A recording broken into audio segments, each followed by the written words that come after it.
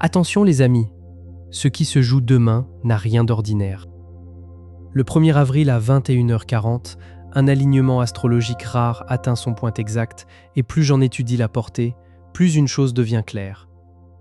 Ce moment peut marquer un véritable basculement intérieur. Ce n'est pas simplement un transit de plus dans le ciel. C'est une fenêtre précise, concentrée, potentiellement décisive, où quelque chose longtemps contenu peut enfin changer de place en vous. Et pour 3 signes du zodiaque, cette activation pourrait se manifester avec une intensité toute particulière. Et si vous ressentez déjà, depuis quelque temps, une tension intérieure, une pression difficile à nommer, comme si quelque chose en vous cherchait à remonter, à se dire, à se libérer, il y a une raison précise à cela. Ce que vous traversez n'est peut-être pas seulement émotionnel. Ce n'est peut-être pas non plus un simple passage flou ou passager. Il y a derrière cela une logique astrologique très claire, et c'est précisément ce que je veux vous montrer aujourd'hui. Voici ce qui se produit. Le Soleil en Bélier forme un trigone exact avec la Lune noire Lilith en Sagittaire. Dit comme cela peut sembler technique, mais derrière cette formulation, il y a en réalité une mécanique très concrète, une configuration précise, un moment de passage, et une possibilité rare, celle de récupérer une partie de vous-même que vous aviez peut-être tenue à distance pendant longtemps. J'appelle cet alignement un portail d'intégration de l'ombre. Et ce nom n'est pas choisi au hasard. Parce qu'il s'agit d'une fenêtre brève, mais puissante, durant laquelle les parties de vous-même que vous avez cachées, contenues, réprimées ou jugées inacceptables, peuvent cesser d'être un poids pour devenir une force. Ce qui a longtemps vécu en vous comme une charge psychologique peut, dans ce moment précis, commencer à être réintégré comme une ressource. Et c'est là que ce transit devient profondément important, parce qu'il n'arrive pas dans le vide. Il arrive au milieu d'une période astrologique extraordinairement dense. Une période où beaucoup sentent déjà que quelque chose bascule, même s'ils ne savent pas encore exactement comment le formuler. Mars et avril 2026 ne sont pas des mois ordinaires. Nous avons déjà traversé une éclipse lunaire totale en Vierge plus tôt ce mois-ci. Jupiter est redevenu direct en Cancer. Le Soleil est entré en Bélier pour l'équinoxe de printemps il y a 10 jours, et une éclipse solaire en Bélier se profile à la mi-avril. Mais au cœur de tout cela, il y a surtout un événement qui change la texture entière de cette période. La conjonction Saturne-Neptune à 0 degré du Bélier. Cet événement ne se produit qu'une fois tous les 36 ans.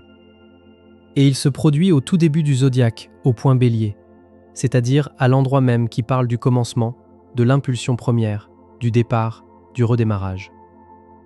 On peut donc voir cette conjonction comme l'équivalent astrologique d'une remise à zéro profonde.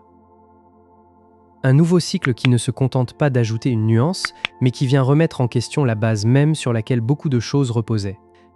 Saturne représente la structure, la discipline, la matière, la réalité concrète, tout ce qui donne une forme stable à une vie.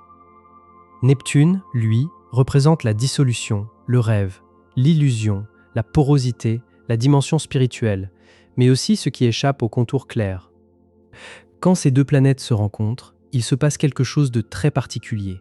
Les structures commencent à perdre de leur rigidité, les récits artificiels se fissurent, les cadres anciens deviennent moins fiables. Et ce qui semblait tenir sans effort commence à montrer ses failles. Beaucoup le ressentent déjà très nettement. Il y a cette impression que les anciens repères ne suffisent plus, que faire semblant demande plus d'énergie qu'avant, que certaines formes de compromis intérieurs deviennent de plus en plus difficiles à tenir, et que les anciennes manières d'avancer, qui fonctionnaient encore il y a peu, ne produisent plus le même résultat. C'est exactement dans ce climat que s'ouvre demain le portail Soleil-Lilith, et c'est pour cela que ce portail peut avoir autant de poids, parce qu'il n'arrive pas simplement comme un événement secondaire au milieu d'autres transits. Il arrive comme une réponse possible à la pression de fond de cette période. Il peut offrir une forme d'armature psychologique. Une façon de ne pas seulement subir la transformation en cours, mais d'y entrer avec davantage de cohérence, de vérité et de stabilité intérieure. Pour comprendre cela, il faut revenir à la clé du transit, la lune noire Lilith. Avant d'expliquer ce que ce portail active concrètement, il faut préciser ce qu'est Lilith, parce que sa nature symbolique est justement ce qui lui donne une telle puissance. La lune noire Lilith n'est ni une planète ni un astéroïde. C'est un point abstrait. Et c'est précisément cette abstraction qui lui confère une portée psychologique et symbolique si forte. Lilith est un point mathématique dans l'espace. Plus exactement, Il s'agit de l'apogée lunaire, le point où la Lune se trouve la plus éloignée de la Terre sur son orbite elliptique. Elle représente donc une distance maximale, un éloignement, une forme d'isolement, presque un vide. Et en astrologie, cette image renvoie très directement aux parties de nous-mêmes qui ont été exilées, les aspects de notre personnalité que l'on a jugés inacceptables, les désirs que l'on a tenus cachés, les instincts que l'on a appris à contenir pour être acceptés, validés, intégrés. La mythologie associée à Lilith est ancienne, et elle éclaire très bien cette symbolique. Dans la tradition juive, Lilith est présentée comme la première femme d'Adam, créée de la même terre que lui, et non à partir de sa côte. Elle demande l'égalité. Elle refuse la soumission. Et lorsque cette égalité lui est refusée, elle choisit l'exil plutôt que l'abandon de son autonomie. Elle quitte le jardin d'Éden plutôt que de se plier à un ordre qui la nie. Et c'est précisément pour cela qu'elle est ensuite démonisée, transformée en figure nocturne menaçante parce qu'elle refuse d'être contrôlée. Cet archétype est essentiel parce qu'il représente chez chacun, quel que soit le genre, la part qui valorise la liberté, l'autonomie, l'authenticité brute, davantage que l'approbation, la prudence ou l'intégration sociale. C'est la part non filtrée, la part non domestiquée, la part qui ne veut pas se réduire pour entrer dans une forme acceptable. Le plus souvent, cette énergie agit depuis l'ombre. Quand elle est réprimée, elle peut se manifester sous forme d'auto-sabotage, de colère, de comportements destructeurs ou d'une honte persistante autour des besoins fondamentaux, des désirs profonds, de la vérité brute de ce que l'on ressent. Très souvent, c'est même cette part de nous qui attire le chaos. Non pas parce qu'elle serait mauvaise, mais parce qu'elle cherche encore à être reconnue. Mais lorsqu'elle est intégrée, lorsqu'elle cesse d'être combattue et qu'elle est reconnue consciemment, sa nature change complètement. Elle devient une authenticité magnétique. Elle devient une capacité à rester centrée au milieu du chaos sans se dissoudre.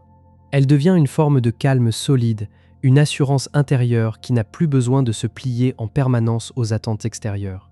Et c'est exactement cela que le portail de demain peut rendre possible. Intégrer l'ombre, non pas pour devenir quelqu'un d'autre, mais pour transformer un poids psychologique en puissance intérieure. Maintenant, regardons la mécanique exacte du transit, parce qu'elle explique pourquoi cette intégration peut se faire avec autant de fluidité. Le 1er avril, le Soleil à 11,20 du Bélier et Lilith à 11,20 du Sagittaire sont séparés exactement par 120 degrés. En astrologie, cet aspect s'appelle un trigone. Et le trigone est considéré comme l'un des aspects les plus harmonieux du thème. Il ouvre un canal naturel, un passage où les énergies circulent sans résistance, sans friction, sans blocage majeur. C'est la rencontre de deux principes qui coopèrent spontanément. Or ici, le Bélier et le Sagittaire sont tous les deux des signes de feu. Il s'agit donc d'un trigone de feu, et cela change la tonalité du transit. Parce que le feu agit par impulsion, par intuition, par élan, par expression créatrice, par mouvement rapide. Cela signifie que cette intégration de l'ombre ne passe pas forcément par un long processus laborieux. Elle peut aussi prendre la forme d'une évidence soudaine, d'un redressement intérieur, d'une vérité qui se reconnecte en vous presque d'un seul mouvement. Concrètement, cela veut dire que le travail sur l'ombre, qui est souvent difficile, peut devenir plus accessible. D'ordinaire, ce travail demande de regarder en face des parts de soi que l'on a évitées, et cela suscite naturellement de la résistance. L'ego se protège. Le conscient préfère détourner le regard de ce qu'il a enfoui. Mais pendant ce portail, cette résistance peut diminuer.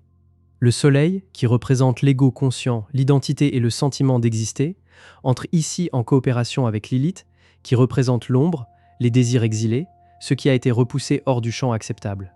La lutte intérieure s'apaise. Et c'est précisément ce qui rend cette journée si particulière. Parce qu'il n'est pas nécessaire d'engager un travail immense pour commencer à sentir cette énergie. Demain, il peut devenir plus facile de l'incarner directement. Plus facile d'assumer ce qui est vrai. Plus facile de ne plus s'excuser d'exister d'une certaine manière. Plus facile aussi de cesser de se justifier là où l'on s'était trop longtemps contracté. Cela peut donner l'impression d'un basculement soudain. Et ce point est très important. Il ne s'agit pas d'ajouter quelque chose de neuf à votre identité. Il s'agit plutôt de récupérer une puissance ancienne, déjà présente, mais maintenue à distance par la honte, par la peur ou par le conditionnement. Même si cette énergie est disponible pour tout le monde, 3 signes du zodiaque la ressentiront plus fortement. Et si vous appartenez à l'un de ces signes, ou si votre lune ou votre ascendant s'y trouve, ce transit peut marquer une étape particulièrement décisive. Pour le bélier d'abord, ce portail est direct. Si vous êtes bélier, ou si votre lune ou votre ascendant sont en bélier, le soleil transite actuellement votre signe, donc votre première maison, celle de l'identité, du corps, de la manière d'être au monde et de l'expression de soi. En face de cela, Lilith se trouve dans votre 9e maison, celle de la philosophie, des croyances, des grands systèmes de sens et de la vérité supérieure. Pour le bélier, le mouvement est très clair. Votre signe porte naturellement l'audace, l'initiative, l'élan de départ, la force du pionnier. Et pourtant, cette énergie a souvent été corrigée, contenue, jugée excessive ou trop frontale. On a pu vous demander d'être moins direct, moins intense, plus conciliant, plus facilement acceptable. Et avec Saturne-Neptune dans votre signe en ce moment, vous avez peut-être déjà ressenti une pression à dissoudre certains contours de votre identité, à porter des responsabilités floues, à soutenir des charges qui ne vous ressemblent pas vraiment. Demain, lorsque le Soleil dans votre première maison forme ce trigone avec Lilith dans votre 9e maison, il peut en résulter une activation très nette de votre autonomie intellectuelle et spirituelle. La 9e maison parle de vision du monde, de croyance, de philosophie, de vérité intérieure. Avec Lilith à cet endroit, il est possible que vous ayez retenu certaines convictions profondes, parfois sur la religion, parfois sur la politique, parfois sur les normes culturelles. Simplement parce que vous saviez que les dires vous exposeraient au rejet ou à la marginalisation. Cette retenue peut perdre de sa force. Et c'est là que quelque chose peut se réaligner. Vous pouvez trouver une clarté nouvelle pour affirmer vos convictions sans vous excuser. Vous pouvez comprendre plus profondément que votre identité n'a pas à se réduire pour devenir acceptable aux yeux de tout le monde. La ressource qui se débloque ici, c'est une authenticité sans crainte. À partir du moment où vous cessez d'essayer d'être facilement recevable, à partir du moment où vous arrêtez de vous censurer pour préserver le confort des autres, votre énergie devient plus nette, plus cohérente, plus lisible. Et cela change tout. Vous attirez plus naturellement ce qui vous correspond. Et vous écartez plus rapidement ce qui n'a jamais vraiment été aligné avec vous. Pour le Sagittaire maintenant, l'intensité est encore plus forte. Sagittaire, vous êtes probablement le signe qui ressent le plus directement ce transit. Et cela ne commence pas demain. Le mouvement est déjà engagé depuis plusieurs mois. La lune noire Lilith transite votre signe depuis décembre 2025. Elle se trouve donc actuellement dans votre première maison, celle de l'identité, de la présence physique, de l'apparition dans le monde, de la manière dont les autres vous perçoivent. Et demain, le soleil dans votre 5e maison, celle de la créativité, de la romance, du plaisir et de l'expression de soi, forme ce trigone exact avec Lilith. Avec Lilith dans votre première maison, le travail sur l'ombre a déjà commencé, que vous l'ayez choisi ou non.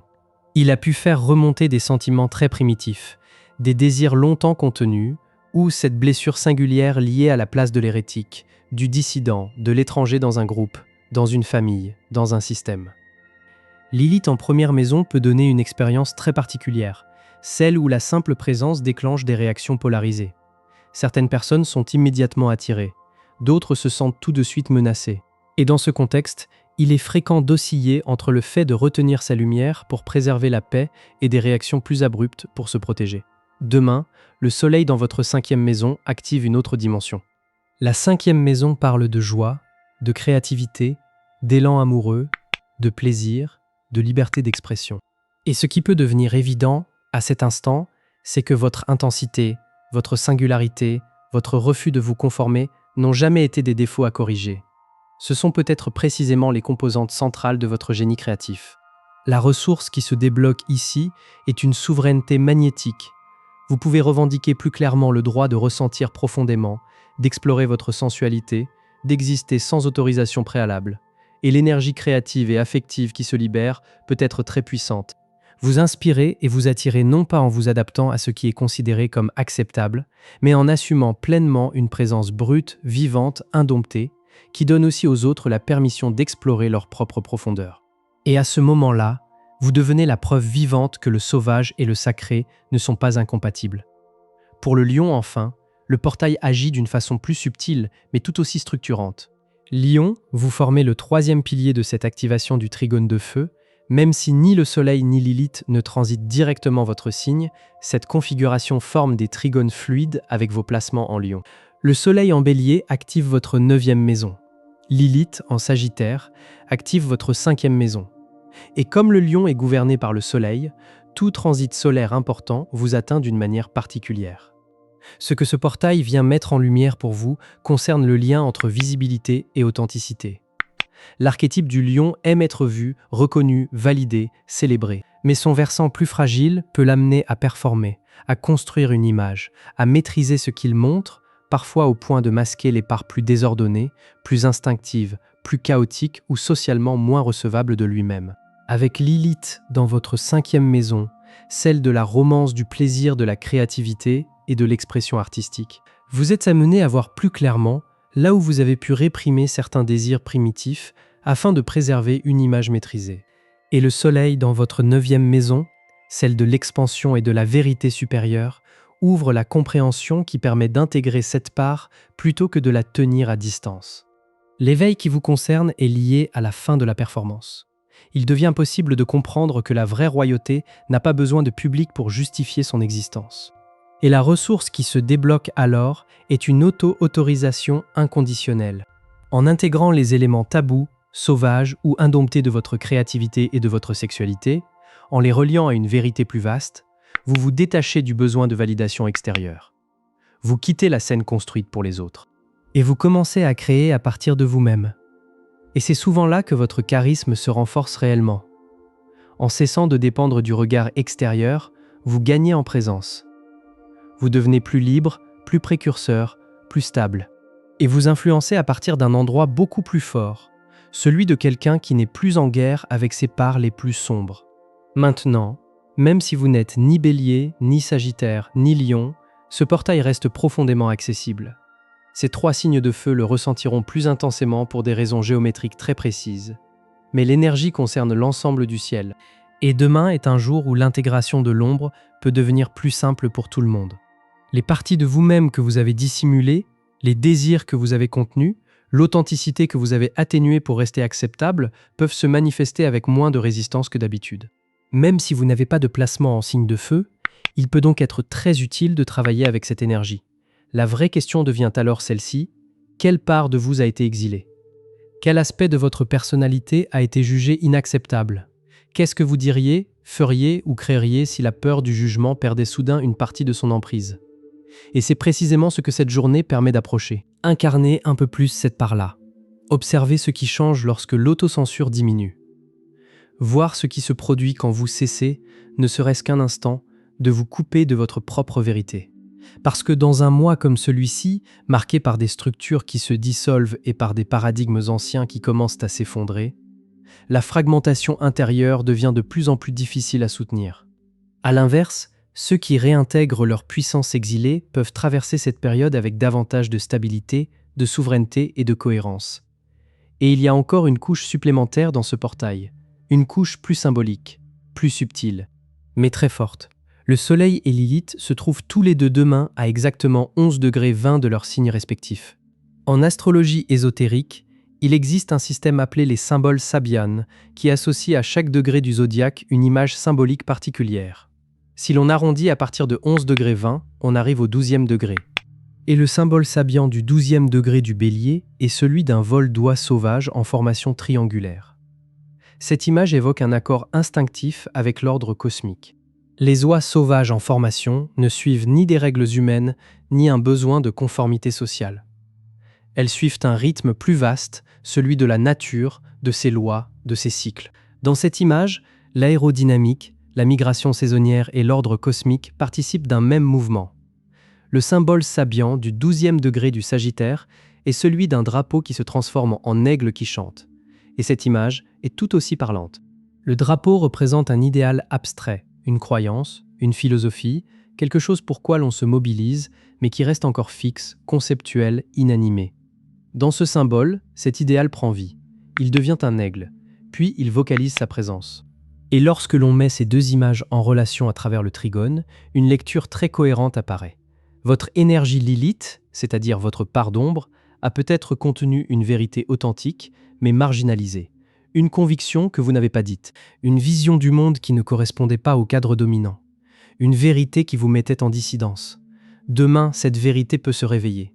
Elle peut prendre forme. elle peut se dire plus clairement.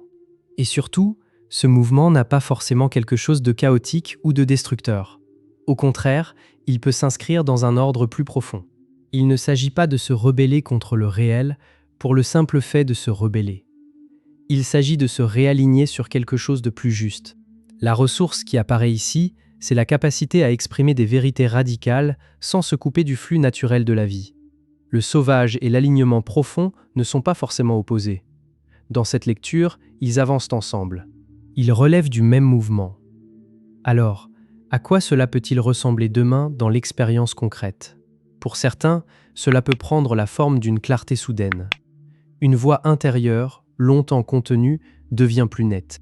Il devient plus évident de savoir ce qui doit être dit, quelle limite doit être posée, ou quelle vérité ne peut plus être retardée. Pour d'autres, cela peut ressembler à un allègement.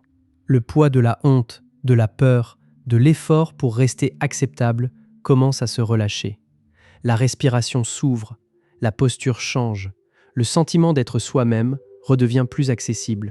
Certaines personnes peuvent aussi se surprendre à dire ou à faire quelque chose qu'elles ne se croyaient pas prêtes à assumer auparavant. Non pas dans l'impulsivité ou dans la destruction, mais dans une forme d'authenticité plus directe, plus simple, plus entière. Et le point essentiel est vraiment celui-ci. Il ne s'agit pas de devenir quelqu'un d'autre. Il s'agit de récupérer ce que vous avez toujours été sous le conditionnement, sous la programmation sociale, sous la peur. L'ombre n'est pas une force étrangère. Ce n'est pas une présence extérieure à combattre.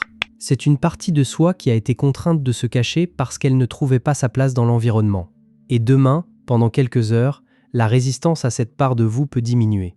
Il devient donc possible d'être plus entier, plus intégré, plus puissant, sans devoir vous scinder intérieurement.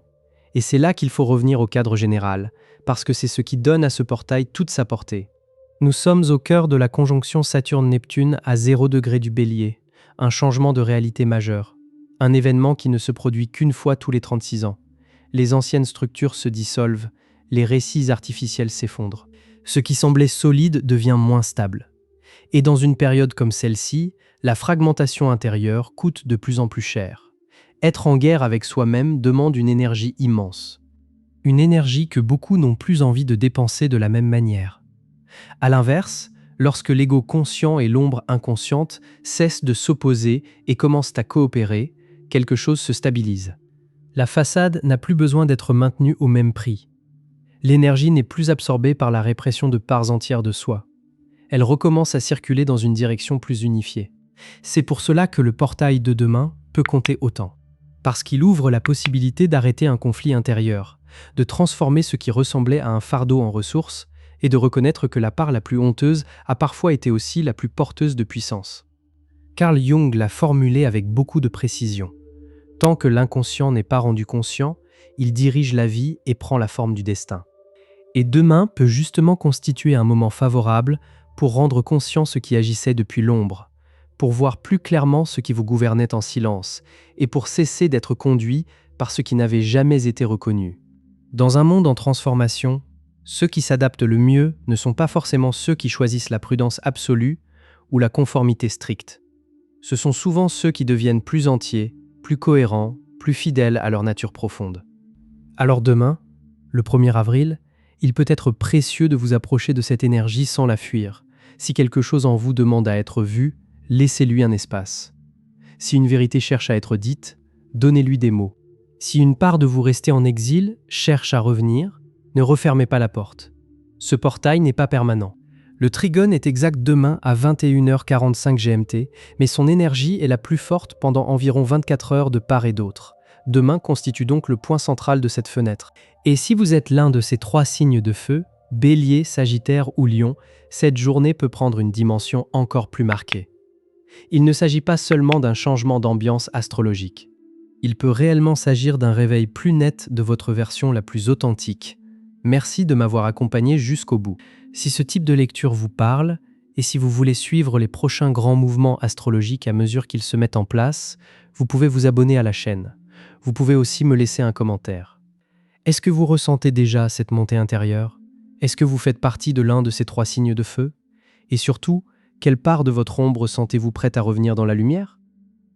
Prenez soin de vous, faites confiance à ce qui, en vous, cherche à retrouver sa juste place, et je vous retrouve dans la prochaine vidéo. À la fin, je vous invite simplement à écrire en commentaire « Je suis prêt ». Ces mots sont courts, mais ils portent quelque chose de fort. Ils marquent un choix intérieur. Celui de ne plus reculer devant ce qui cherche à émerger. Celui d'accueillir plus consciemment ce qui veut reprendre sa place en vous.